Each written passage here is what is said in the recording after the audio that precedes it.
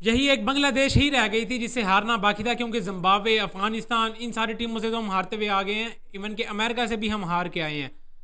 तो यही एक टीम रह गई थी बांग्लादेश जिससे हारना बाकी रह गया था, और अब उनसे हम 2 के 2 मैचेस हार चुके हैं। अब मेरा पाकिस्तानी क्रिकेट टीम से एक ही सवाल बचा पड़ा है कि भाई अब इज्जत बचवा लोगे। इज्जत वैसे बची तो नहीं है अभी तक, लेकिन वाइट वॉश होने से एटलीस्ट बचवा लोगे हमें, क्योंकि वाइट वॉश हमने पाकिस्तान में तो कर दिया था और हम बड़े चौड़े भी हुए फिर रहे थे। सारों ने वो नारे लगाए हैं, सारों ने वो सलमान अली आगा को और इस यंग टैलेंट यंग टीम को उठाया हुआ था कि भाई ये टीम हमें वर्ल्ड कप जितवा के लाएगी। सही है। और भाई इसके अलावा और कोई ऑप्शन ही नहीं है हमारे पास। बाबर रिजवान को आग लगा दो, उनको तो हमने टीम में डालना ही नहीं है ना, बस इसी यंग टीम से जाना है। वाइट वॉश कर दिया बांग्लादेश को। सीधी सीधी बात यह है कि हम सिर्फ और सिर्फ अपने घर पे खेलने के शेर बने हुए हैं। हम सिर्फ और सिर्फ पीएसएल खेलने के शेर बने हुए हैं। हमसे सिर्फ और सिर्फ पीएसएल खिलवा लो, और उसके अलावा हमारे से कोई थोड़ी सी भी कंडीशन इधर उधर की हुई हमसे खेला नहीं जाता। अब वाइट वॉश होने से बचवा लोगे, मुझे सिर्फ और सिर्फ इस बात का जवाब दे दो।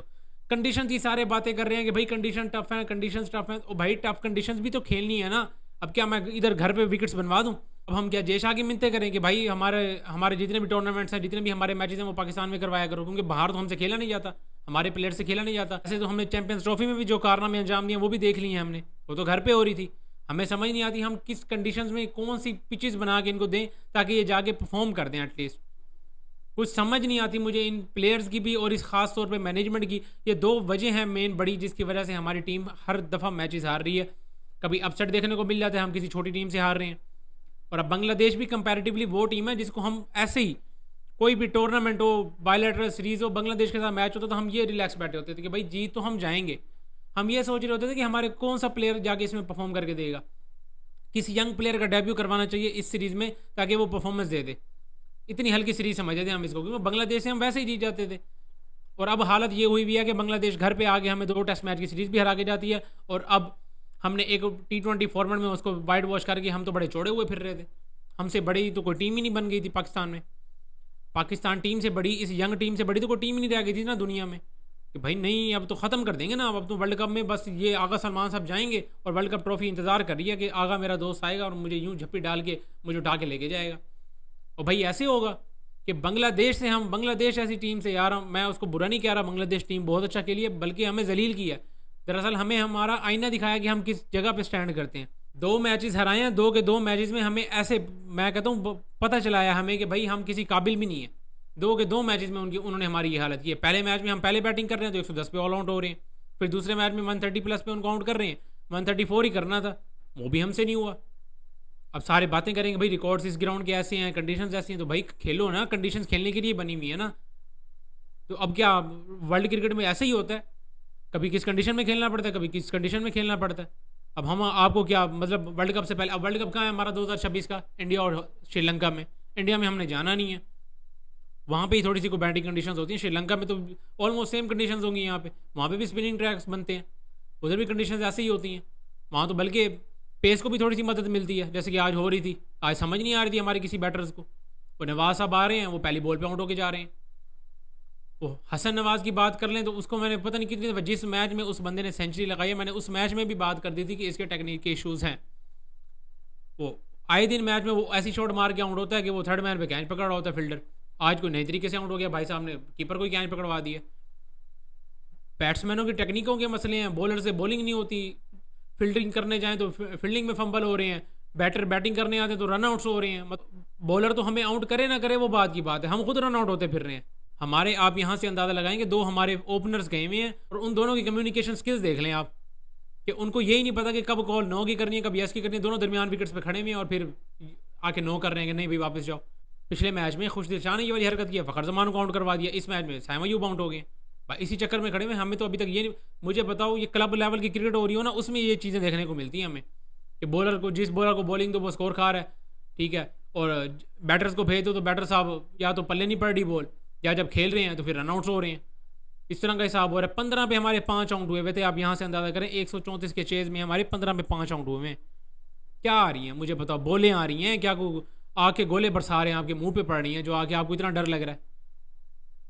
हमारे कप्तान जो कि हम हमारी टीम का एक फेस बना हुआ है, जिसने जाकर टीम को लीड करना है बैटिंग ऑर्डर में भी, क्योंकि वो जाहिर सी बात है बैट्समैन है, तो उन्होंने बैटिंग ऑर्डर को भी लेके चलना है। उस बंदे ने 23 बॉलों में 9 रन किए हैं सिर्फ और सिर्फ, और बाउंड्री कोई नहीं है। 23 बॉलों पे 9 रन और बाउंड्री कोई नहीं है, और आके प्रेस कॉन्फ्रेंस में बंदा बातें कर रहा है कि जी हमने तो ये इंटेंट वाली क्रिकेट खेली है, मुझे तो भाई साहब ये बता दे कि तेरा इंटेंट क्या होता है, ये इंटेंट किस कहता किसको है भाई, तो हमें ये चीज़ भी समझा दी, क्योंकि मुझे तेरे इंटेंट की घंटा समझ नहीं आ रही कि ये कौन सा इंटेंट है जो बंदा तू मुझे मुझे भाई समझा दो ना कहीं से। 23 बॉलों पे 9 रन करने वाला इंटेंट तो मोहम्मद रिजवान बखूबी कर रहा था। भाई आपको लेके आने की क्या वजह थी कि आपने आगे टीम को एक नए रुख की तरफ लेके जाना था। आप उस हिसाब से क्रिकेट खेलें, आप 23 बॉलों पे 9 रन करके जा रहे हैं। पहले मैच में भी आपने यही किया, 9 बॉलों पे 2 से 3 रन करके जा रहे थे आप। ये किस तरह की बैटिंग हो रही है मुझे बताओ। फिर आप बातें करेंगे जी टॉप ऑर्डर पे जल्दी विकेट्स हो गई थी, पहले 2 जल्दी आउट हो गए थे। तो भाई फिर सिंगल डबल तो एटलीस्ट होते हैं ना इन कंडीशन। जब भी कंडीशन टफ होती हैं वहाँ पे बंदा सीधा सीधा हिसाब किताब ये लगा के सिंगल डबल्स पे चला जाए। ठीक है, नहीं लग रही बाउंड्रीज, नहीं लग रही, एटलीस्ट सिंगल डबल तो ले लो ना। आप नॉन स्ट्राइक रन पे जाने की कोशिश करो बार बार। बैटर जो भी आए सिंगल ले, ताकि बॉलिंग टीम पे भी थोड़ा सा प्रेशर पड़े। और रन वैसे ही इतने को 134 का टारगेट है यार, सिंगल डबल्स भी करते रहो तो इजीली चेज हो जाता है। बांग्लादेश अब ये वाली जो टीम है, ये जो प्लेयर्स हैं, अब कंडीशन तो आप कंडीशंस की तो बहाने बना रहे हैं। यही टीम जब कोलंबो में खेल रही होगी, श्रीलंका में खेल रही होगी, आगे ऑस्ट्रेलिया लगी पड़ी होगी, इंग्लैंड लगी पड़ी होगी, इंडिया खेल रही होगी, खेले जाएंगे ये जसप्रीत बुमराह को खेल लेंगे ये वाली टीम, क्योंकि कंडीशन तो वहाँ पे भी ऐसी होनी है। वहाँ जसप्रीत बुमराह ने तो बाबर आजम साहब की भी हालत ख़राब की हुई थी एशिया कप में। आप अच्छी तरीके से क्लिप उठा के देख लें। श्रीलंका में श्रीलंकन कंडीशंस में तो जसप्रीत बुमराह ने बाबर आजम को हिला के रखा हुआ था, क्योंकि कंडीशंस ही ऐसी थी, वहाँ पे बॉलिंग को फुल टाइम सपोर्ट मिल रही थी। तो आप क्या सोच रहे हैं कि ये टीम आपको मैच जितवाएगी वहाँ पे? ये वर्ल्ड कप तो छोड़ो, वहाँ पे कोई एक आधा मैच भी जीत जाए तो बड़ी बात है। जिस तरह की इनकी हालत है कि बांग्लादेश जैसे बॉलर, यार बांग्लादेश कंपैरेटिवली यार ऑस्ट्रेलिया, इंग्लैंड, इंडिया, इनसे तो एटलीस्ट हल्के ही हैं ना, बुरे तो नहीं है, इतने बुरे नहीं है टीम उनकी भी अच्छे। यार हमें हरा के बैठे में तो बुरे कहाँ से हैं, वो अच्छे हैं तो हमें हराया है ना उन्होंने। अब वही टीम हमें घर पे भी आगे हरा के जाती है, टेस्ट मैच, वो भी टेस्ट मैच की हमें 2 मैचों की सीरीज हमें घर पे हरा के जाती है। और उसके बाद अब अपने घर पे जब उन्होंने बुलाया हमें तो हमें इस तरह जलील कर रहे हैं। अब मुझे बार बार वही डर लग रहा है कि अब हम कहीं दोबारा यहाँ से वाइट वॉश हो गए ना निकलें। मतलब हमें घर पे आगे भी वाइट वॉश करके जा रहे हैं टेस्ट में, T20 में हमने वाइट वॉश कर लिया, वो हमने एक तमगा मिल गया है T20 का, वो हम सजा के रखेंगे। सलमान अली आगा के नाम लगा पड़ा है कि जी टेस्ट T20 3 मैचों की सीरीज बांग्लादेश थी, उन्होंने घर पे जीत ली है। उसका क्या करें मुझे बताओ। थोड़ी सी कंडीशन चेंज नहीं होती, हमारे प्लेयर जी ख़त्म हो जाते हैं। ये हालत है जी हमारी पूरी की पूरी टीम की। एक राणा आज ना चलता, राणे ने आज 50 प्लस स्कोर किया, ऑलमोस्ट मैच उस बंदे ने बनवा के दे दिया था। बिल्कुल लास्ट में वो बंदा जाके गलत मूवमेंट पे वो बंदा आउट हो गया। अगर एक राणे की बैटिंग निकाल दो, मुझे बताओ टीम की क्या परफॉर्मेंस। 15 पे हम 5 आउट हुए हैं, यहाँ से अंदाजा करो सिर्फ और सिर्फ राणा फ़हीम अशरफ की बैटिंग की वजह से ही हम 125 तक पहुंचे हैं। या छोटे छोटे कैमियोज अब्बास अफरीदी और इन्होंने आगे नीचे से, जब टेल एंडर आगे इस तरह की बैटिंग कर सकते हैं तो ये टॉप ऑर्डर को क्या मसला है। फ़खर जमान साहब आउट होते नहीं है, उससे पहले मौलाना साहब बन के खुद चल पड़ते हैं। अभी अंपायर ने आउट ही नहीं दिया। वैसे तो खैर है, उसका कोई इतना इशू बनता नहीं है।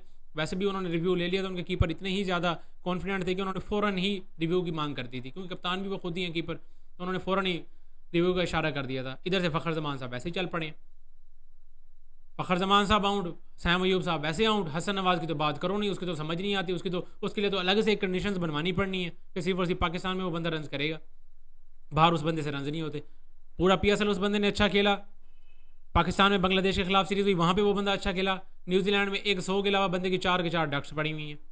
और 100 में भी जिस मैच में उस बंदे ने 100 किया, उस मैच में भी मैं सारे बंदे उसकी तारीफ़ें कर रहे थे, सब उसकी तारीफ़ें कर रहे थे कि भाई सेंचुरी लगा दिए। लेकिन मैं सेंचुरी की तारीफ़ करने के साथ साथ ये भी कह रहा था कि उस बंदे की टेक्निक के इशूज़ हैं, और वो आपके सामने नज़र आ रहे हैं। थोड़ा सा बॉल इधर उधर हुआ नहीं और भाई साहब के हाथ पैर इधर उधर। जब छोटे मारने ट्राई करते हैं तो फ्रंट लेग को साइड पे मारते हैं टेपियों की तरह, और यो बल्ला घुमा देते हैं बिल्कुल आंखें बंद करके। फिर वो थर्ड मैन कैन पकड़ के बैठा हुआ होता है। पता नहीं कितनी दफ़ा इस जगह पे, इस पोजीशन पे इस तरह से ये आउट हुआ है ये बंदा। वो हमारे माइक हसन साहब हैं, वो बातें करवा लो। उन्होंने सिखाना किसको है जी? बाबर आजम को, मोहम्मद रिजवान को, शाहीन शाह अफरीदी को। वो बाबर आजम को टिप्स देते फिर रहे हैं कि भाई तूने कीपिंग कैसे करनी है, तूने अपनी बैटिंग में फलानी चीज़ कैसे करनी है। वो बाबर आजम के मैं क्लिप्स देख रहा था, वो बेचारा सर नीचे करके छक्के मार 9 लोग छक्के मारने की ट्राइयाँ कर रहा है वो बंदा। जितनी मेहनत आप इन लड़कों पे कर रहे हैं ना, कि इनको बनाने की कोशिश कर रहे हैं किसी तरह कि भाई ये टीम का हिस्सा बन जाए और ये हमें वर्ल्ड कप खेलने के काबिल बन जाए, उतनी मेहनत आप अपने सीनियर्स पे कर लेना तो वो जल्दी पिक कर लेंगे, क्योंकि उनको खेलने का एक्सपीरियंस है, उनको प्रेशर हैंडल करने का एक्सपीरियंस है। इतना अरसा उन पे जो इन्वेस्ट किया। अब मुझे बताओ, ये हरकतें तो आप तब करें जब बाबर रिजवान की क्रिकेट ही खत्म हो गई हो। क्या वो अब ख़त्म है, रिटायरमेंट है उनकी? अभी उनकी क्रिकेट पड़ी है ना। बाबर आजम की क्रिकेट अभी 5-6 साल 4 साल तो पड़ी है ना, एटलीस्ट तो इतनी तो पड़ी है ना, आप इतनी तो मानते हैं ना। तो उस बंदे पे आप सबसे आपकी कंट्री में सबसे बड़ा बैटर कौन है? बाबर आजम। आप उस पर उसको जाके ये बात करें ना कि भाई हमें तेरे से इतना स्ट्राइक रेट चाहिए। जब उस बंदे ने नई नई कप्तानी छोड़ी थी और उसके बाद सब ये बातें कर रहे थे कि भाई इसको इंटेंट वाली और तेज़ क्रिकेट खेलनी चाहिए, उसके फ़ौरन बाद जब न्यूजीलैंड की सीरीज़ आई थी उस बंदे ने कैसे खेला था न्यूजीलैंड में, ऑलमोस्ट सारे मैचों में वो बंदा 140 प्लस के स्ट्राइक रेट के साथ खेला है। अगर वो न्यूजीलैंड जैसी कंडीशन में 140 प्लस के स्ट्राइक रेट के साथ खेल सकता है तो पाकिस्तान में तो वो खेल खेल के बड़ा हुआ है। कंडीशंस का तो उसका इशू है ही नहीं ना, उसको जब जब भी इशू पड़ा है वो उसकी मैनेजमेंट की तरफ से पड़ा है कि पीसीबी मैनेजमेंट जो भी हमारा बैठा होता है बड़ा बंदा बाहर से कोच जो भी बैठा होता है वो याद वो बाबर आजम को बैटिंग करने से पहले यही बात तो कर देता है कि भाई साहब तूने लेके चलना है टीम को, तूने एक स्ट्राइक पे खड़ा रहना है, बाकी साथ साथ चलेंगे। जब जब नई मैनेजमेंट आई है उसने बाबर आजम को यही मशवरा दिया कि भाई आपने टीम को लेके चलना है, आपने बैटिंग ऑर्डर को लेके चलना है, आप एक साइड पे खड़े रहेंगे, आप अपनी विकेट को भी संभालेंगे, आपने रन भी करने हैं, सारा कुछ आपने करना है और बाकी टीम ऐसे साथ में लगी रहेगी, वो अपने आगे शॉटें मारते रहेंगे। आप कैसे बातें कर सकते हैं कि बाबर आजम के स्ट्राइक रेट का मसला है? आप उसको ये बात करेंगे भाई आपने जाके अब अपनी गेम करनी है, हमें इस स्ट्राइक रेट के साथ बैटिंग चाहिए, हमें नहीं पता कि भाई आपने अपनी विकेट बचानी है नहीं बचानी, आपने कोई टीम को कोई बैटिंग ऑर्डर को लीड नहीं करना, आपने जाके इस स्ट्राइक रेट के साथ बैटिंग करके देनी है, वो आपको करके दिखाएगा। इन यंगस्टर से बहुत अच्छी किस्म की बैटिंग करके दे देगा वो आपको, जितना उसके पास एक्सपीरियंस है। इनके तो कंडीशंस के मसले नहीं खत्म हो रहे, कभी जी फलानी कंडीशन फलानी के, जब मुझे तो इस कंडीशन के नाम से इतनी नफरत हुई पड़ी है ना, और ये इंटेंट के नाम से ये जो चूरन बेच रहे हैं कि जी हमने इंटेंट, वो आगा सलमान साहब बैटिंग करके प्रेस कॉन्फ्रेंस में आगे इंटेंट की बातें कर रहा है। भाई ये इंटेंट दे रहा भाई 23 बॉलों में तूने 9 रन किए हैं बांग्लादेश से यार, हम 2 मैचेस हार चुके हैं और अब वाइट वॉश होने का खतरा भी सर पे बैठा हुआ है। इस यंग टीम को पहले जिसके पास इतना प्रेशर है, इन 5 के मुंह देखे हुए थे जब ये आउट होके 5 बाहर बैठे हुए थे, फ़खर जमान, सैम अयूब, सलमान अली आगा, मोहम्मद हारिस, इनकी शक्लें देखने वाली थी जब ये 4-5 लगातार आउट होके बैठे हुए थे, लाइन में आउट होके बैठे हुए थे और बाहर भी ऐसे लाइन में ही आगे बैठे जैसे आउट होके आए हैं, इनकी शक्लें नहीं देखने वाली थी। ये क्या प्रेशर हैंडल करेंगे जब ये वाइट वॉश होके आएंगे बांग्लादेश से, क्योंकि पाकिस्तानियों ने तो कहीं को कहीं भी नहीं छोड़ना और इनका बनता भी नहीं है। मुझे ये बताओ, वाइट वॉश आप बांग्लादेश से होके आ रहे हो और आप एक्सपेक्ट करो कि हम आपको फूलों की हार पहनाएंगे, तो ऐसा तो कभी भी नहीं होगा। मतलब आप खेलो, आप एटलीस्ट फाइट करो, एक राणा फ़हीम अशरफ की इनिंग निकाल दो तो हमारी बैटिंग लाइनअप ने कुछ भी नहीं किया, बॉलिंग में जाते हैं तो हमारे बॉलर्स कुट खा रहे हैं। उस एक जाकिर है उनका, जाकिर पता नहीं जाकिर क्या नाम है उस बंदे ने, उसने जो शॉटें मारी हैं ऐसे ऐसे उसने बल्ले घुमाया, ऐसे लग रहा है कि हमारे मुंह पे थप्पड़ मार रहा है वो, इस तरह की बैटिंग करके गया वो। और उसी विकेट पे हमारे बैटर्स जाते हैं तो यूं यूं ऐसे ऐसे परेशान हुए वो होते हैं जैसे अल्लाह माफ़ करे, बोलें तो नहीं आ रही, कोई आगे से तोप खड़ा के रखी हुई और उधर से गोले बारूद निकल निकल के आ रहे हैं इनकी तरफ, इस तरह से बैटिंग कर रहे होते हैं हमारे बैटर्स। ये तो हो गई हमारी टीम के मसले मसाइल जो कि कभी ख़त्म नहीं होने जब तक हमारी पीसीबी नहीं सही होगी। पीसीबी के काम देख लो तो आए दिन एक नया हमारे सर पे हेड कोच तारीख किया हुआ होता है, कभी नजम सेठी होते हैं, कभी मोहसिन नकवी होते हैं। एक दौर मेरे हिसाब से सबसे अच्छा गुजरा है, रमीद राजा का दौर गुजरा है ना, वो दौर मुझे सबसे अच्छा लगा।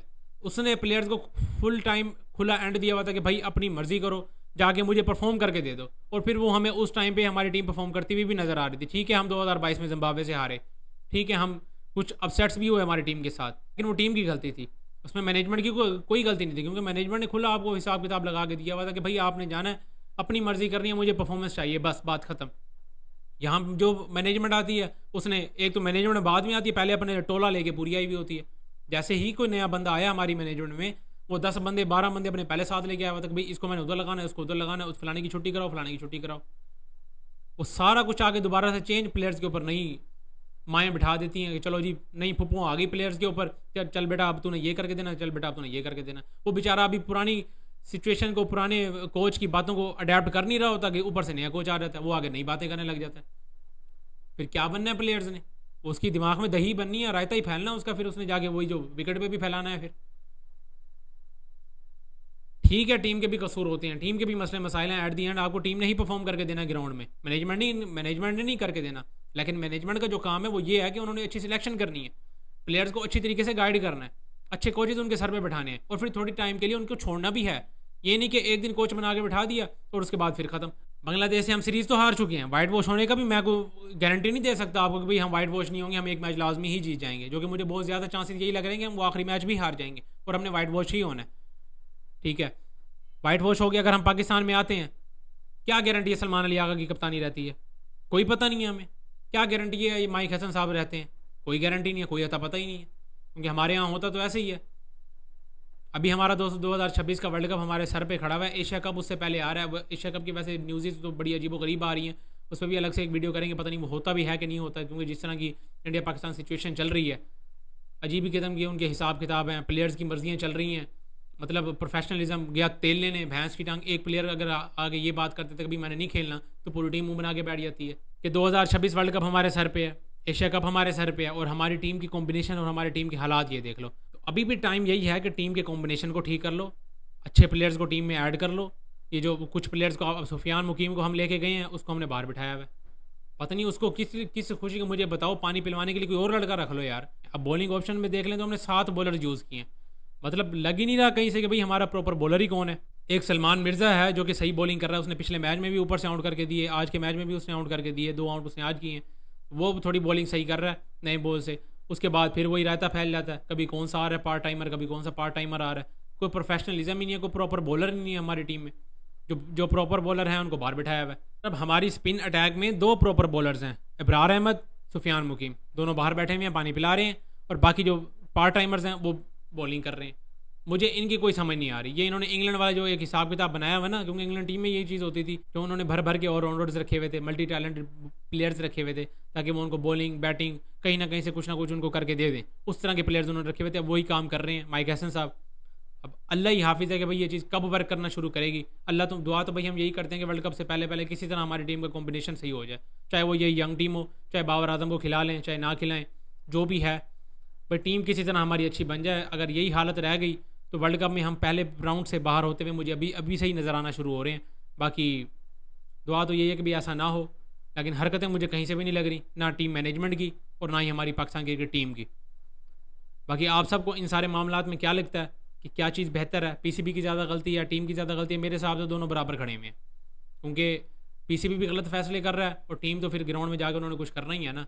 जो भी प्लेयर है आखिर खेल के ही आया हुआ है ना, पूरा डोमेस्टिक सर्किट या पीएसएल में परफॉर्म करके ही पाकिस्तान टीम में आया हुआ है ना, तो उसके बावजूद अगर वही प्लेयर्स परफॉर्म नहीं करते तो फिर क्या ही बात है। और बाकी ये यंग टीम का नारा ना अब ख़त्म कर दो, क्योंकि ये सारे वो प्लेयर्स हो गए जिन्होंने अच्छी खासी क्रिकेट खेल ली है। अब ये इतने यंग रह नहीं गए, इतने की यंग प्लेयर्स होते हैं इंडिया के जो आगे आग लगाई हुई होती है उन्होंने, जो वो आके जोफ्रा आर्चर जैसे बॉलर्स को भी उठा उठा के मार रहे होते हैं, मार्क वुड जैसे बॉलर्स को भी उठा उठा के मार रहे होते हैं, वो नहीं हिसाब किताब लगा रहे होते हमारे बैटर्स की तरह, जो आगे यूं कभी डुमके लगवा रहे हैं कभी यूं डुमके लगवा रहे हैं। टीम पाकिस्तान को भी ये देखना पड़ेगा, मैनेजमेंट को तो देखना पड़ना ही है। बाकी आप सबको क्या लगता है लाजमी कमेंट्स में शेयर करें इस सारे मामलात में। इस वीडियो में इतना ही, मिलता है नेक्स्ट वीडियो में।